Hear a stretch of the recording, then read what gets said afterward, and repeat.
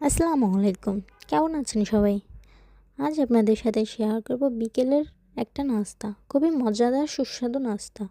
আপনারা বানিয়ে নিতে পারেন বিকেলের জন্য। তো চলুন শুরু করি। ফার্স্টেই 1 কাপ ময়দা দিয়ে দিব। এরপর স্বাদমতো লবণ দিয়ে মাখিয়ে নিব। এরপর 2 টেবিল চামচ তেল নিব। তেল নিয়ে আবারও ময়দাটা সুন্দর করে মাখিয়ে নিব। তেলটা যখন মাখানো হয়ে যাবে তখন একটা বাটিতে অল্প করে পানি নিয়ে ময়দা দিয়ে সুন্দর করে মাখিয়ে নিব। একসাথে বেশি পানি দিলে হবে না, অল্প অল্প করে পানি দিতে হবে। তো আপনারা দেখতেই পাচ্ছেন আস্তে আস্তে আমাদের ডোটা তৈরি হয়ে গেছে। এখন ডোটা 10 মিনিটের জন্য রেস্টে রেখে দেব। এদিকে আমি সেদ্ধ করা আলু নিয়ে নিয়েছি। এটা সুন্দর করে মেশ করে নিতে হবে যাতে আলুর লাঞ্চটা না থাকে। এরপর আমাদের মেশ করা হয়ে গেছে। এরপর 1 টেবিল চামচ পরিমাণ কর্নফ্লাওয়ার দিয়ে দিব। কর্নফ্লাওয়ার দেওয়ার চেষ্টা করবেন, অন্য কিছু দিলে হবে না। 1 চামচ মরিচ গুঁড়া, 1 চামচ ভাজা জিরার গুঁড়া, 1 চামচ চাট মশলা, স্বাদমতো লবণ দিয়ে সুন্দর করে আমরা আলুটা মশলার সাথে মাখিয়ে নিব।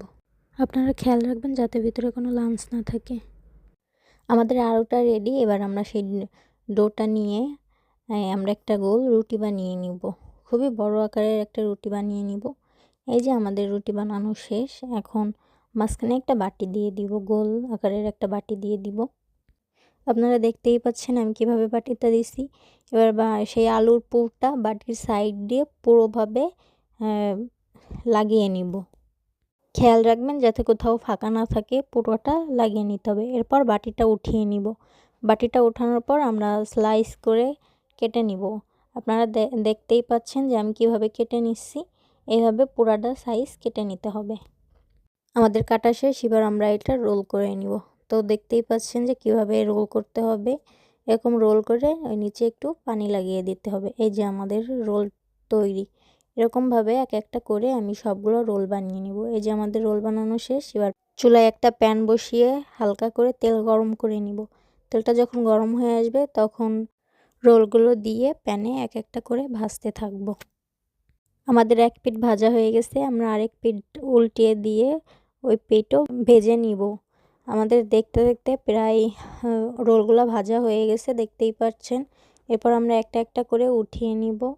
তো দেখতেই পাচ্ছেন খুবই মজাদার সুস্বাদু একটা নাস্তা হয়ে গেছে। আপনারা চাইলে বিকালে এইটা বানিয়ে নিতে পারেন। বাচ্চারাও খুবই পছন্দ করে এই নাস্তাটা। তো আজকে এই পর্যন্ত কি, সবাই ভালো থাকবেন, সুস্থ থাকবেন। আল্লাহ হাফেজ।